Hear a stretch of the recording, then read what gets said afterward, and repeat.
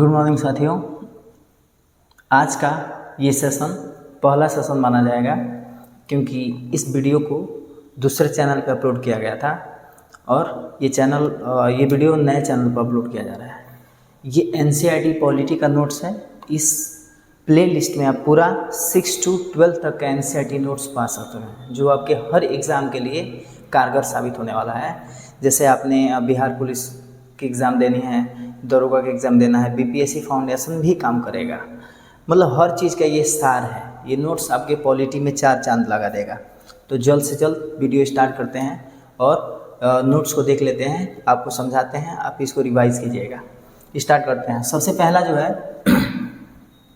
उसकी जिक्र करते हैं और उसमें सबसे पहला जिक्र जो है वो है हमारे संविधान के बारे में कि 26 नवंबर 1949 को संविधान को इस डेट को 26 नवंबर 1949 को संविधान अंगीकृत किया गया था, एक्सेप्ट किया गया था। ठीक है, यही 24 जनवरी को सिग्नेचर हुआ था। ठीक है, और 26 जनवरी 1950 को संविधान लागू हुआ। 26 नवंबर को संविधान बन करके कंप्लीट हो गया। 24 जनवरी को 284 लोगों ने साइन किया संविधान पर और 26 जनवरी से वो पूरे देश में लागू कर दिया गया। कुछ संविधान का आर्टिकल जैसे इलेक्शन वाला आर्टिकल जो है, नागरिकता वाला आर्टिकल है और भी आर्टिकल है, वो 26 नवंबर को ही लागू कर दिया गया क्योंकि इमीडिएटली उस दिन से बहुत ही ज़रूरत थी उसकी। तो इमीडिएटली उसी दिन लागू कर दिया गया 26 नवंबर 1949 को।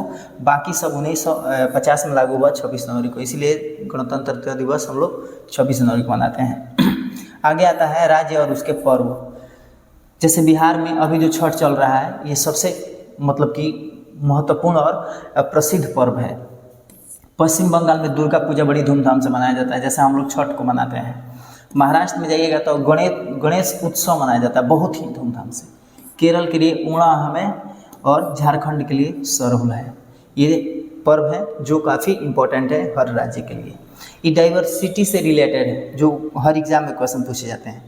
पूरे भारत में 1652 भाषा बोली जाती है, इससे भी ज़्यादा भाषा बोली जाती है। सोचिए इतना बड़ा भारत है। संविधान की 8वीं अनुसूची में 22 भाषा है। अभी जो 8वीं अनुसूची है उसमें 22 भाषा है। पहले जो 8वीं अनुसूची थी उसमें मात्र 14 भाषाओं का जिक्र किया गया था। आगे चलते हैं तो देखते हैं जो मूल संविधान था उसमें 8वीं जो अनुसूची थी उसमें कितनी भाषाएं थी? 14 भाषाएं थी। अभी 22 भाषाएं हो चुकी हैं। 1967 में सिंधी भाषा को जोड़ा गया 21वां संविधान संशोधन के तहत। 1992 में 71वां संविधान संशोधन किया गया और कोंकणी, मणिपुरी और नेपाली इसमें जोड़ा गया।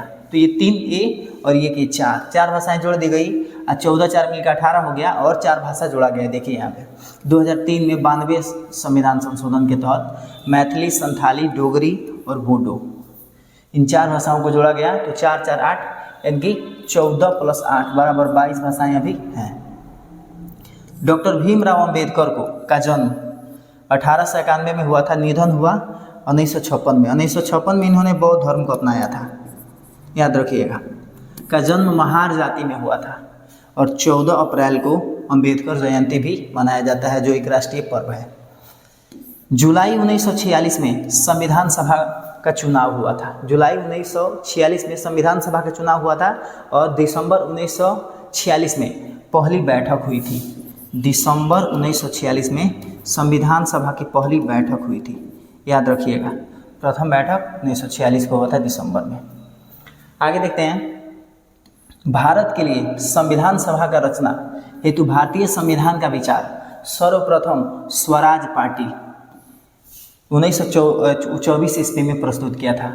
ये स्वराज पार्टी जो है ना, इसकी स्थापना CR दास ने किया था और मोतीलाल नेहरू ने मिलकर के किया था 1 जनवरी 1923 ईस्वी को, याद रखिएगा। ये पार्टी बहुत फेमस हो गई।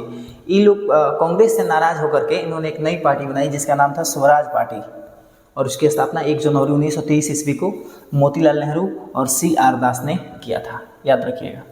हैदराबाद एक ऐसी रियासत थी, देसी रियासत थी, जिसके प्रतिनिधि संविधान सभा में शामिल नहीं हुए थे।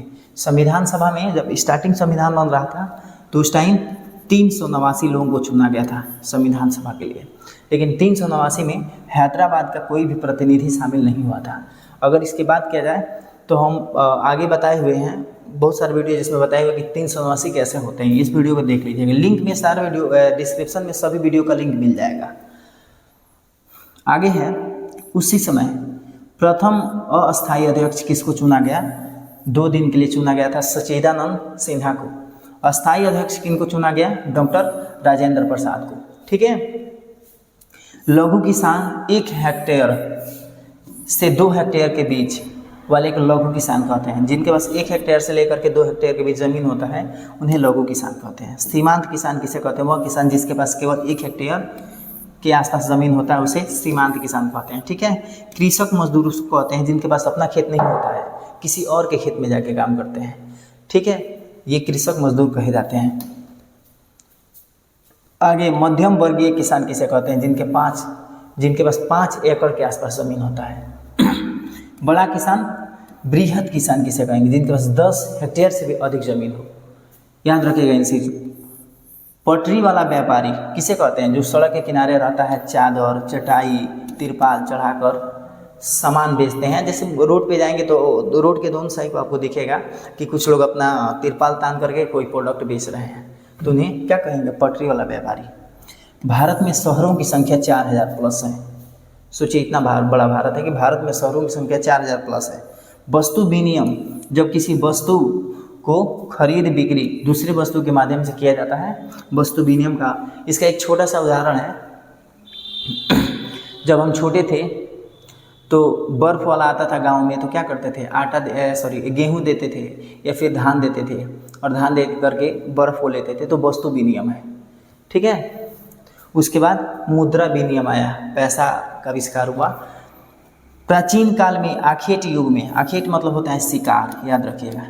जब शिकार करके इंसान खाता था ना, उस समय आखेट युग उसको कहा जाता है, शिकार। आखेट शिकारी युग कह सकते हैं, में मनुष्य जानवरों के शिकार द्वारा जीवन यापन करता था। तो पशुओं का खाल चमड़ा का प्रयोग मुद्रा के रूप में होती थी। जैसे अभी वस्तु विनिमय नहीं चलता था, उसके पहले जो जानवर हुआ करता था, तो जानवर का जो छाल होता था ना, छाल और चमड़ा, इन दोनों का उपयोग मुद्रा के रूप में किया जाता है। इस छाल और चमड़ा को बेच करके दूसरी वस्तु को लिया जाता था। आगे है, देखिए इस चैनल पे आप बन सकते हैं क्योंकि आपका टाइम बर्बाद नहीं होगा। बहुत कम टाइम में बेहतर कंटेंट के लिए हमारे चैनल को सब्सक्राइब कर लीजिए। बाढ़ में जब बाढ़ आता है ना, वहाँ चारागाह युग में पशुओं का प्रयोग मुद्रा के रूप में होता है, पशुओं को बेचा जाता है मुद्रा के रूप में। भारत में सबसे पहले चांदी के सिक्के बने, भारत है जहाँ सबसे पहले चांदी के सिक्के बने थे। दिल्ली की गद्दी पर बैठा शेर शाह सूरी, ये मुगल साम्राज्य का एक शासक था। ऐसा ही एक चांदी का सिक्का चलाया जिसे रुपया का नाम दिया गया है। भारत में मुगल साम्राज्य के समय में मुद्रा की मुहर चांदी के रुपया और तांबे का दाम चलता था। याद रखिए, ये जो एक एक मुख्य पॉइंट जो निकाला गया वो किताब को पढ़ने के बाद निकाला गया, काफ़ी इंपॉर्टेंट आपके लिए हो सकता है हर एग्ज़ाम के लिए।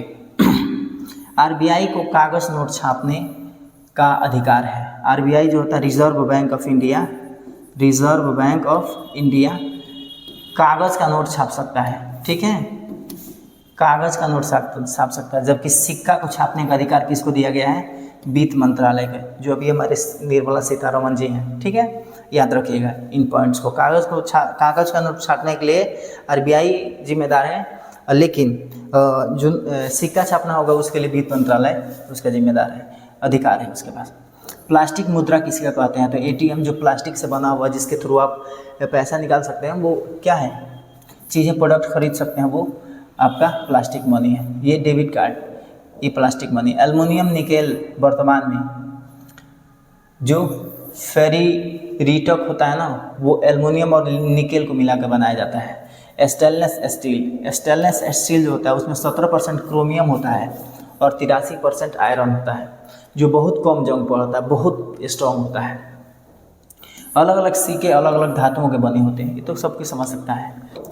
हमारी सरकार में 3 अंग होते हैं सरकार के, न्यायपालिका, विधायिका, कार्यपालिका। न्यायपालिका वो है जो नियम जजमेंट करती है, किसी के साथ अन्याय हो तो उसे उसके साथ न्याय करती है। विधायिका वो है जो नियम बनाती है। कार्यपालिका वो है जो उस पर एक्शन लेता है। नियम बनाने का काम विधायिका के पास है या व्यवस्थापिका के पास है, ठीक है। बदले गए नियम लिए गए निर्णयों के सबों पर लागू करने का काम, ये एक्शन कौन लेता है? तो कार्यपालिका।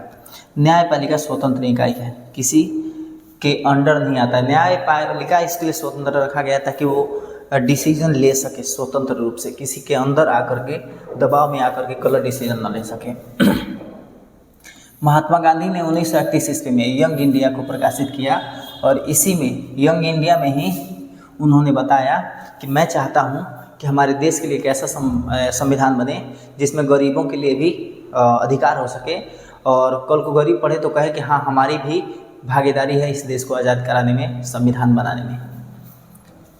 महिलाओं को वोट देने का अधिकार कब किस देश में प्राप्त हुआ? तो 1902 ईस्वी में ऑस्ट्रेलिया में प्राप्त हुआ, 1920 ईस्वी में अमेरिका में और 1928 में इंग्लैंड में। सबसे प्रथम लोकतांत्रिक देश है वो है आपका न्यूजीलैंड, याद रखिएगा।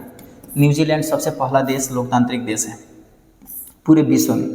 भारत शासन अधिनियम 1919, भारत शासन अधिनियम 1919 द्वारा भारत में पहली बार महिलाओं को वोट देने का अधिकार। जब भारत शासन अधिनियम 1919 आया तो पहली बार महिलाओं को वोट देने का अधिकार प्राप्त हुआ। कृष्णा कावेरी नदी विवाद, एक विवाद है जो दो नदियों के बीच में है। वो नदी कौन कौन से हैं, किस नदी के बीच में है, किन दो राज्यों के बीच में है? तो तमिलनाडु और कर्नाटक। वैसे ही सतलज नदी विवाद है जो हरियाणा और पंजाब के। यहाँ अब देखिए केंद्र शासित प्रदेश 8 हैं, पहले 9 हुआ करता था। जब लद्दाख को एक नया केंद्र शासित प्रदेश बनाया गया था तो 9 हुआ, लेकिन बाद में दादर और नगर हवेली तथा उसके साथ साथ दमन द्वीप को इसी में मिला दिया गया तो ये 1 हो गया, तो 9 हुआ। फिर 2 मिलकर के 1 हो गया तो क्या 8 हो गया, यानी कि अभी भी केंद्र शासित प्रदेशों की संख्या 8 है।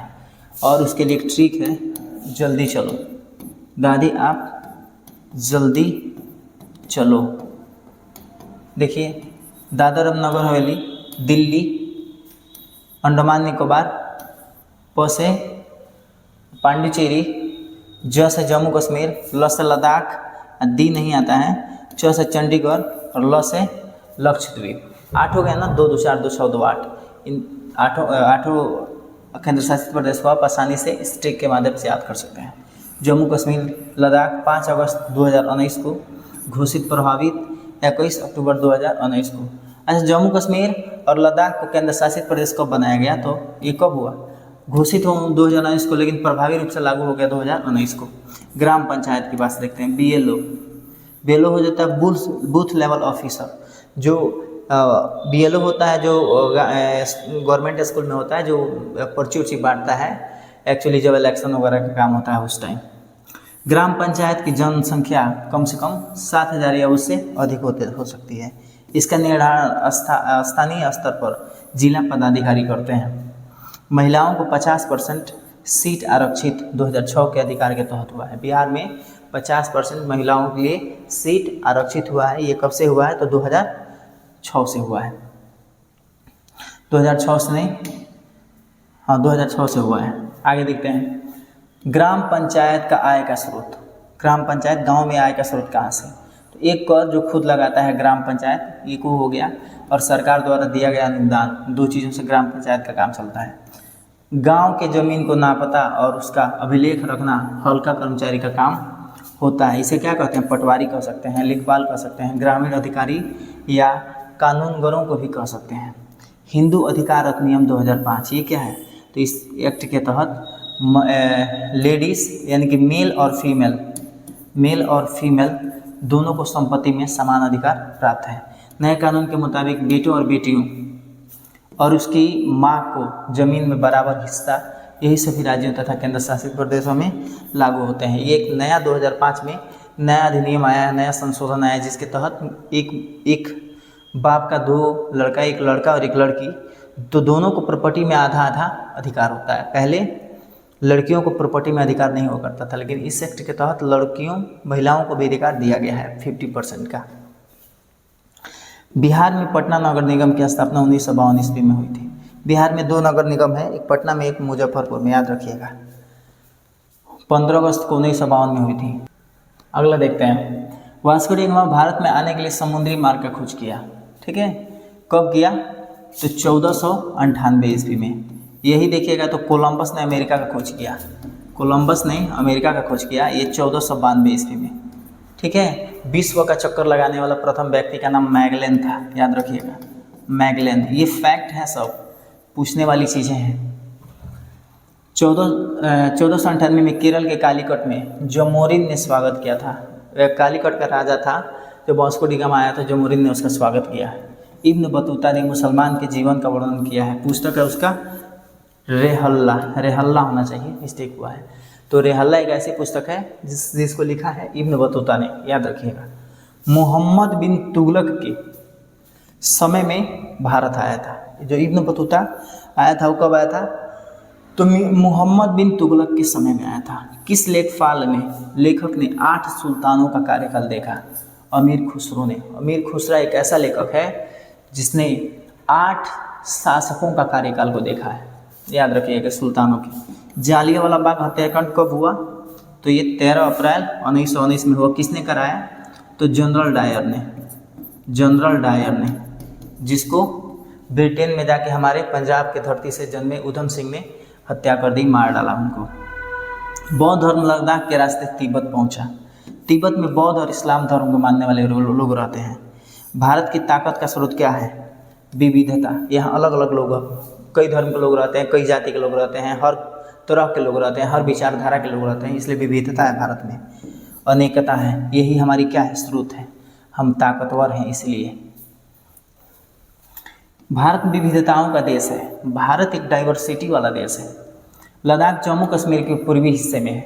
लद्दाख जो है वो जम्मू कश्मीर के पूर्वी हिस्से में। अब लद्दाख एक अलग केंद्र शासित राज्य हो गया है, प्रदेश हो गया है। जम्मू कश्मीर भी एक अलग हो गया है। लद्दाख के लोगों को इस्लाम धर्म का परिचय 400 वर्ष पहले हुआ था, बहुत पहले नहीं था। दलितों को सरकार द्वारा कौन से वर्ग में रखा गया है? तो आप समझ सकते हैं, दलितों को अनुसूचित जाति में रखा गया है, SC, शेड्यूल कास्ट, याद रखिएगा। भारत की अधिकतर आबादी गांव में रहती है। भारत की अधिकतर आबादी गांव में रहती है। भारत धर्मनिरपेक्ष देश है। धर्मनिरपेक्ष उसको बोलते हैं जिसको किसी धर्म से मतलब नहीं हो, जिसको किसी धर्म से मतलब नहीं हो। ठीक है, जैसे इस्लाम को, पाकिस्तान को देखिएगा तो पाकिस्तान एक इस्लामिक कंट्री है।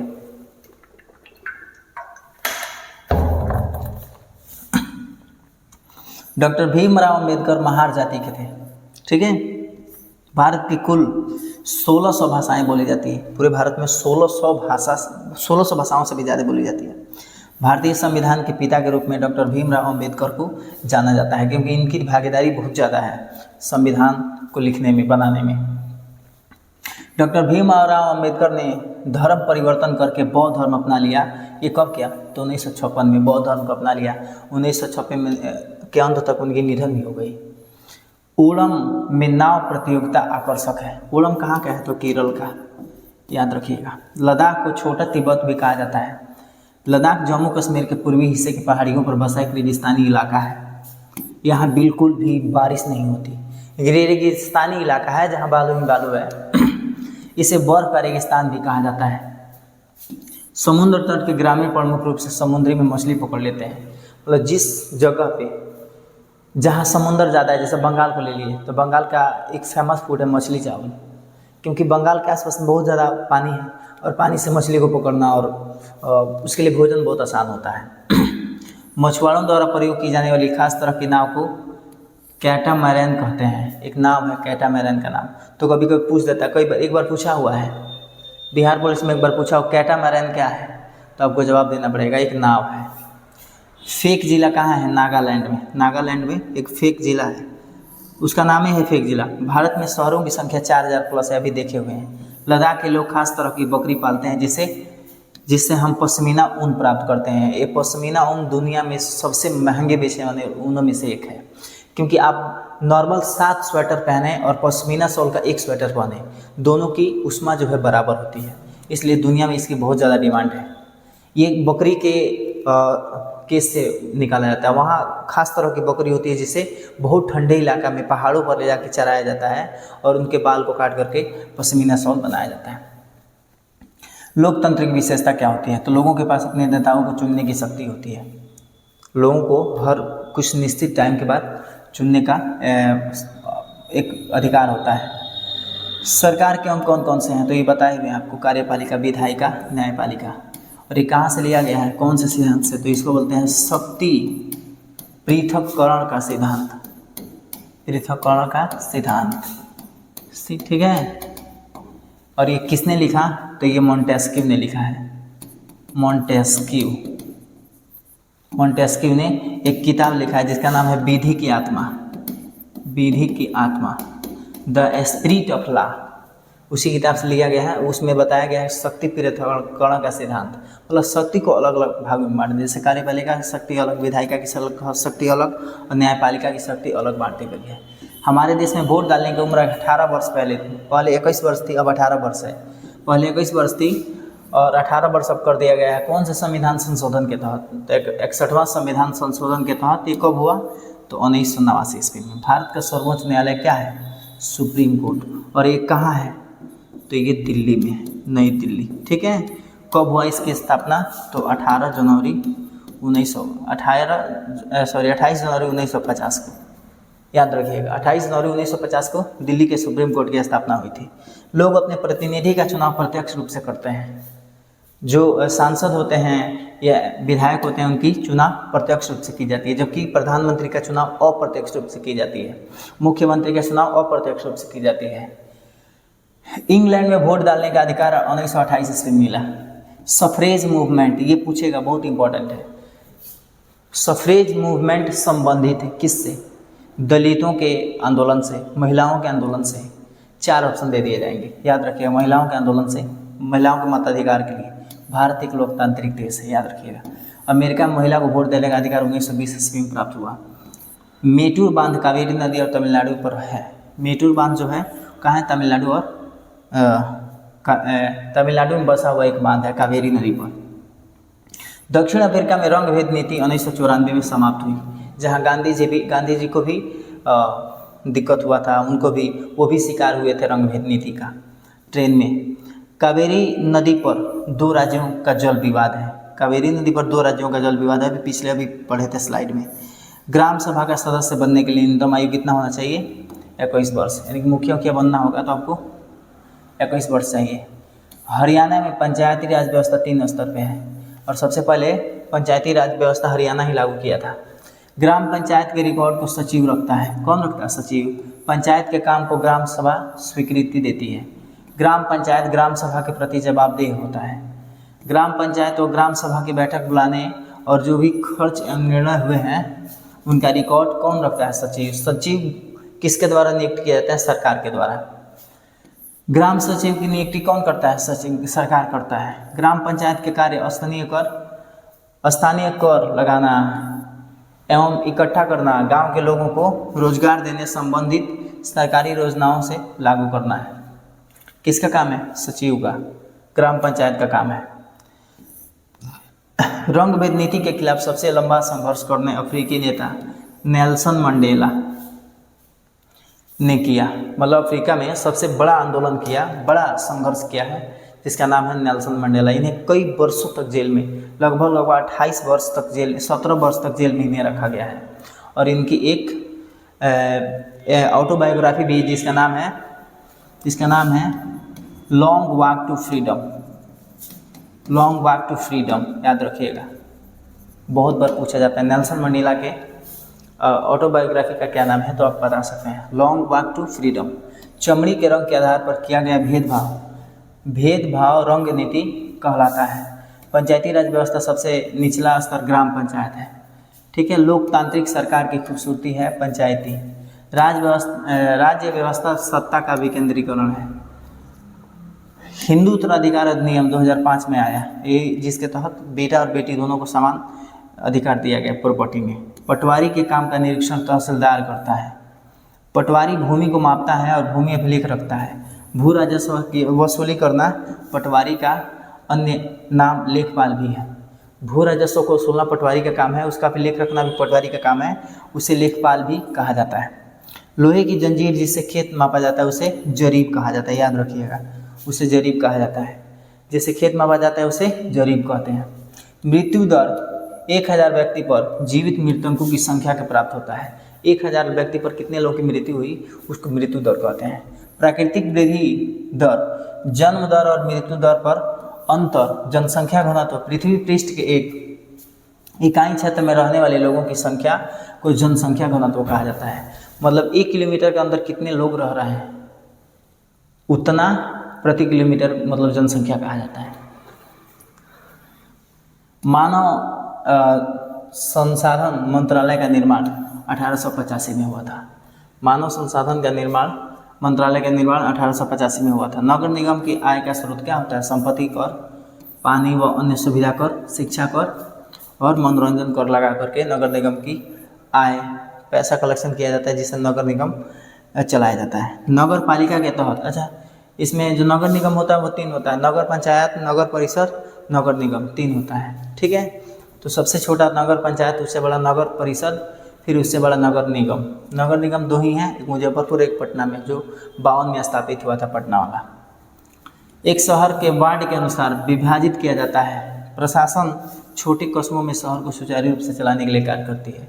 नगर निगम में क्या किया जाता है? पूरे एक शहर को कई कस्बों में बांट दिया जाता है, कई वार्ड में बांट दिया जाता है। ठीक है, ताकि सुचारू रूप से संचालन हो सके वहाँ की गतिविधि। नगर निगम की आय एवं साधन करों से आय, सरकार से आय, नाले से आय। नगर पंचायत का कर, नगर पालिका, नगर निगम फ्लैग हवा में फैलता है। फ्लैग कहाँ फैलता है? हवा में। नगर पंचायत सबसे छोटा, नगर पालिका नगर पालिका में नगर पंचायत भी आता है, नगर निगम भी आता है, नगर परिषद भी आता है, तीनों आता है। और ये लास्ट स्लाइड हमारा कलरीपाय दक्षिण राज्य केरल का एक युद्ध कला है। एक युद्ध कला है जिससे युद्ध की जाती है। ठीक है, रबी गेहूँ, जौ, आलू, चना, मसूर, खरीफ, धान, मक्का, ये सब बाजरा है। मतलब इसे रबी फसल कहा जाता है। खरीफ फसल किसे कहते हैं? तो खरीफ फसल में आ जाएगा आपका धान आ जाएगा, मक्का आ जाएगा। मक्का तो दोनों साल होता है, ETC आता है। एक होता है जायद फसल, जायद फसल जो कड़ाके की धूप में बढ़ती है, जैसे कि तरबूज होता है, तरबूज, खीरा, ककड़ी, ETC, ये सब क्या है? जायद फसल है। तो वीडियो आपको अच्छा लगा हो तो वीडियो को लाइक कर दीजिए, वरना डिसलाइक भी कर सकते हैं। अगर चाहते हैं कुछ नई चीज़ें आपको मिलता रहे, बिहार पुलिस, दरोगा या फिर डिफेंस लाइन की जितनी भी एग्ज़ाम्स हैं उसका तैयारी कर सकें, SSC रेलवे तक के भी चीज़ें इस पर अपलोड की जाती हैं, तो आप इस चैनल को सब्सक्राइब कर लीजिए, और ताकि वीडियो का लिंक आप तक पहुंच सके। और शाम को 7 बजे से लाइव क्लास होता है, उसमें ज़रूर जुड़ें और ये जो चीज़ें कार्य हो रहा है उसका ज़रूर लाभ उठाएँ। आपको धन्यवाद।